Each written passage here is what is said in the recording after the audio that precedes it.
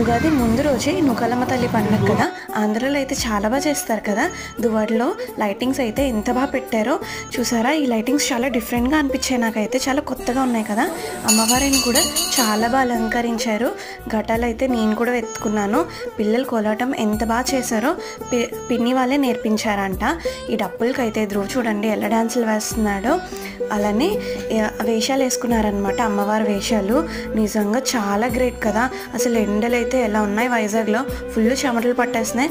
అంతసేపు ఆ కాస్ట్యూమ్స్లో ఉండడం చాలా చాలా గ్రేట్. ధ్రువ్ అయితే వాళ్ళని చూసి చాలా ఎక్సైట్ అయ్యాడు. వాళ్ళైతే ఇలా సడన్గా మీదకి వచ్చేసారనమాట. నాకు దగ్గర నుంచి చూడడం చాలా భయంగా అనిపించింది. అమ్మవారు ఊరంతా తిరిగి టెంపుల్కి తిరిగి రావడానికి 11:30 అయిందనమాట నైట్. అప్పటి వరకు వాడు అలానే లేచి ఉన్నాడు.